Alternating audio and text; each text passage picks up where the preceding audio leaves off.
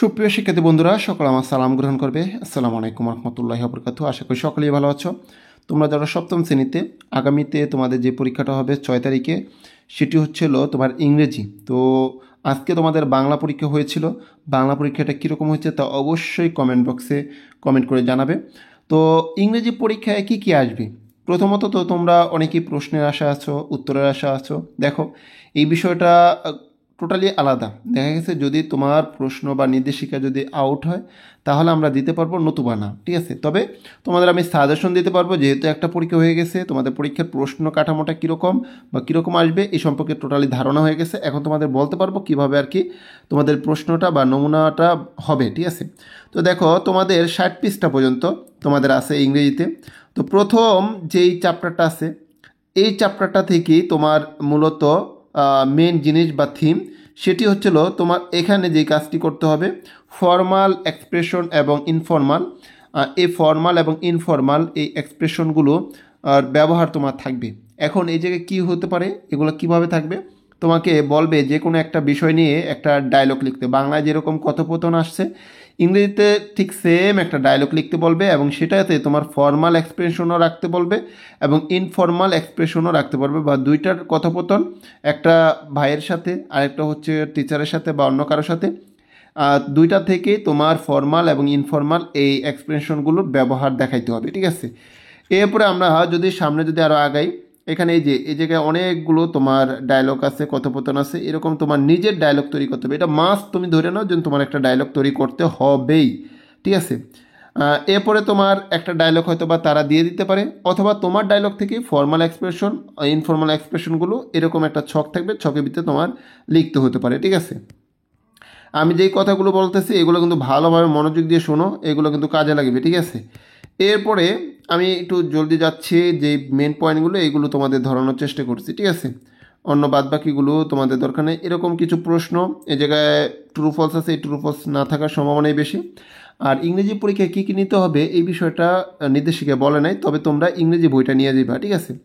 Little থিংসের ভিতরে তোমার কিছু প্রশ্ন থাকবে, সেটি হচ্ছিল এই জায়গায় শূন্যস্থানগুলো অবশ্যই পড়ে যাবা। এই যে তোমার matching the rhyming word matching করে তোমার একটা নিজস্ব একটা কবিতা লিখতে হবে, ঠিক আছে। একটা ছড়া লিখতে হবে, বা নিজস্ব একটা ছড়া লিখতে হইতে পারে, বা 4 লাইনের বা 8 লাইনের একটা তোমার কি পয়েম লিখতে হইতে পারে, ঠিক আছে। একটা কবিতা লিখতে হইতে পারে, এবং সেখানে তুমি কি করবা, এই যে যে তোমার ম্যাচিং দ্য রাইমিং আছে, রাইমিং ওয়ার্ডগুলো আছে, যেমন তোমার ডে এর সাথে আসবে কি, day, stay, cat, hat, coat, তারপরে তোমার কোটের সাথে কি, বোট। এরকম এই রাইমিং ওয়ার্ডগুলো মিল রেখে তোমার একটা কবিতা লিখতে হতে পারে, ঠিক আছে। এটা থাকতে পারে, ওকে। এরপর আসি তৃতীয় অধ্যায় থেকে সবচেয়ে বেশি থাকবো। সেখানে এই জায়গা থেকে তোমার একটা পিকচার দেওয়া আছে, এর থেকে পার্সন, থিংস বা আদার্স এগুলো বের করতে হয়েছে। তোমাদেরও ওইরকম একটা দ্বিতীয় নাম্বার কাজ থাকতে পারে, যেখানে তোমার এরকম একটা ছবি থাকবে, সেখান থেকে এগুলো শনাক্ত করতে হইতে পারে। এবং সবচেয়ে বড় যে বিষয়টা সেটি হচ্ছিল তোমাদের নাউন এবং প্রোনাউন, এটা তোমার থাকবে। অর্থাৎ এমনও হইতে পারে যে তোমার একটা অনুচ্ছেদ লিখতে দিতে হবে, বা অনুচ্ছেদ বা প্যারাগ্রাফ লিখতে হবে। সেই প্যারাগ্রাফ থেকে, ইসি থেকে তোমার কি করতে হবে, নাউনগুলোকে আলাদা করে শনাক্ত করতে হবে, এবং প্রতিটা নাউনের জন্য তোমার একটা করে প্রোনাউন, মানে ওই নাউনের জন্য যে প্রোনাউনটা, এই প্রোনাউনটা ব্যবহার করতে হতে পারে। যেমন এই জায়গায় ফাদারের জন্য হি, মাদারের জন্য শি, ফাদার অ্যান্ড মাদারের জন্য দে, যেমন লিখছি না, এরকম তোমাদের একটা নিজস্ব একটা অনুচ্ছেদ লিখতে হতে পারে। এবং সেই অনুচ্ছেদের মধ্যে তোমার যেগুলো তোমার এই যে নাউন, সেই নাউনের নিচে তোমার দাগ দিতে হইতে পারে, প্রোনাউনের নিচে দাগ দিতে বা আন্ডারলাইন করতে হইতে পারে, বা তোমার এই যে দাগ দেওয়া মানে অনুচ্ছেদ লিখে অনুচ্ছেদের মধ্যে তোমার নাউনগুলো শনাক্ত করবে, এবং এইগুলো ছকের মাধ্যমে প্রোনাউনগুলো লিখবা। এরকম কাজ থাকতে পারে, তোমরা বাংলায় যে জিনিসটা দেখছো, ঠিক আছে, ওই রকম। এরপরে তোমার আর্টিকেল থাকবে, ওই যে অনুচ্ছেদটা বা প্যারাগ্রাফটা লিখবা, ওই প্যারাগ্রাফের ভিতরে দায়ের ব্যবহার থাকবে, এর ব্যবহার থাকবে, অ্যান ব্যবহার থাকবে, এবং কেন ব্যবহার হয়েছে দা, কেন এ ব্যবহার হয়েছে, কারণ কেন অ্যান ব্যবহার হয়েছে, এগুলোর রিজন মানে কারণগুলো তোমার দেখাইতে হবে। এই যে কারণগুলো দেখানোর জন্য এখানে একটা ছক ছিল, যেগুলোর মধ্যে তোমার রিজন বা কারণ দেখাইতে হয়েছিল। আচ্ছা, ওই ছকটা হয়তো বা এদিক সেদিক, যাই হোক, এই কাজগুলো তোমার করতে হবে। এরপরে ফিউচার, এটা হচ্ছে, আচ্ছা এই চ্যাপ্টারে আছে, এই যে কি বলছে, list the pronoun use the noun, অর্থাৎ এই জায়গায় যে কাজটা করতে হবে তোমার ওই একটা অনুচ্ছেদ থেকে লিস্ট করতে হবে নাউনের, এবং এটার জন্য তোমার প্রোনাউনগুলো লিখতে হবে। এরপরে তোমার ওই যে আর্টিকেলের কথা বললাম, তোমার অনুচ্ছেদের মধ্যে কিছু আর্টিকেল ব্যবহার করা হয়েছে। এই জায়গায় একটা অনুচ্ছেদ দিচ্ছে, আর্টিকেল ব্যবহার করছে। তোমার হয়তো বা একটা অনুচ্ছেদ লিখতে হইতে পারে, সেখানে আর্টিকেল ব্যবহার করতে হইতে পারে বা হবে, অথবা তারা একটা অনুচ্ছেদ দিয়ে দিবে, সেই অনুচ্ছেদের থেকে এই যে আর্টিকেলগুলোর ব্যবহার, এই ব্যবহারগুলো তোমার চিহ্নিত করতে হবে, এবং কেন কেন তুমি এই এ ব্যবহার করলা, কেন এন ব্যবহার করলো, কেন দা ব্যবহার করলা, এটা তোমার এই জায়গায় কারণ মানে রিজনগুলো লিখতে হবে, ব্যাখ্যা করতে হবে। ঠিক আছে, বুঝাইতে পারলাম? এরপরে এদিকে বেশি একটা কাজ নাই, সামনে দেখি, এদিকে বেশি একটা কাজ নেই। এই জায়গায় ডায়লগ, এই জায়গায় যে জিনিসটা লাগবে যে তোমার এই অ্যাসার্টিভ সেন্টেন্স এবং ইন্টারোগেটিভ সেন্টেন্স নিয়ে তোমার একটা কি করতে হবে, এরকম একটা ডায়লগ তৈরি করতে হবে। ডায়লগ থাকবেই মাস্ট, এটা মাথায় রাখবা। তোমাদের নিজস্ব ইয়ে থেকে ডায়লগ তৈরি করতে হবে। এই যে এরকম একটা ডায়লগ তোমাদের নিজস্ব অভিজ্ঞতা থেকে লিখতে হবে, এবং সেটাতে তোমার অ্যাসার্টিভ সেন্টেন্স এবং ইন্টারোগেটিভ সেন্টেন্স, অ্যাসার্টিভ মানে স্টেটমেন্ট সেন্টেন্স, এবং তোমার ইন্টারোগেটিভ বা কোশ্চেন সেন্টেন্স থাকতে হবে। এবং এই সেন্টেন্সগুলো তুমি শনাক্ত করে এটার স্ট্রাকচারগুলো, এই যে স্ট্রাকচারগুলো কেন তুমি এরকম লিখলা, এই স্ট্রাকচারগুলো তোমার সেখানে লিখতে হবে। ঠিক আছে, এগুলো কিন্তু মাথায় রাখবা। এই জিনিসগুলোই তোমাদের পরীক্ষা থাকবে। তোমাদের নমুনা তো দেখছো, এই যে সেম এটার মতন, এই শখটার মতন, এই শখটা তোমরা হয়তো বা সবাই করছো। এই শখের মতনই তোমার একটা শখ তৈরি করে তোমার সেন্টেন্সের যেই স্ট্রাকচার, এই স্ট্রাকচারগুলো তোমার দেখাইতে দেবো। এটা হচ্ছে তোমার কোশ্চেন সেন্টেন্স, স্টেটমেন্ট সেন্টেন্স, এইগুলো স্ট্রাকচারগুলো তোমার এখানে দেখাইতে হবে। বুঝাইতে পারলাম জিনিসটা? আচ্ছা, এরপরে একলাম বিকলাম এগুলো তোমরা পড়ে নিও, সমস্যা নেই, এগুলো আসার সম্ভাবনা খুব কম। এই জায়গায় এই যে ছকটা, এই ছকটার বেশি গুরুত্ব নাই।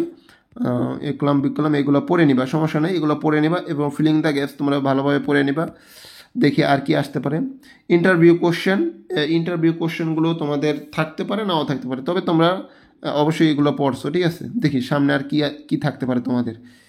ওকে ওকে, এই জায়গায় এরকম একটা ছক থাকতে পারে, যেমন তোমার ডেইলি অ্যাক্টিভিটি বা তোমার ফ্যামিলি অ্যাক্টিভিটির বা ফ্যামিলিতে যে কার্যক্রম আছে, এই কার্যক্রমগুলোর একটা লিস্ট থাকবে, এবং এই কার্যক্রমগুলো কে করে, যেমন এই জায়গায় অনামিকা করে, ফাদার করে, মাদার করে, ব্রাদার করে, যে করে এই জিনিসগুলো, অথবা তোমার একটা ডেইলি অ্যাক্টিভিটির একটা অনুচ্ছেদ লিখতে হইতে পারে বা ইসি লিখতে হইতে পারে, যে তুমি প্রতিদিন যে কাজগুলো করো এটার একটা তোমার কি করো, অনুচ্ছেদ লিখো। ঠিক আছে, এরকমটা ইংরেজিতে প্যারাগ্রাফ বা ইসি যেটাই বোঝো। ঠিক আছে, এরপরে কিছু কোশ্চেন এই জায়গায় দেওয়া আছে, এগুলো আসতে পারে, নাও আসতে পারে, যেহেতু লিখিত পরীক্ষা নেই এই কারণে না আসার সম্ভাবনাই বেশি। এই টেবিলগুলো তোমাদের ভালোভাবে পূরণ করতে হবে, এরকম থাকার সম্ভাবনা সবচেয়ে বেশি। তোমাদের মেবি 60 পৃষ্ঠা পর্যন্ত আছে।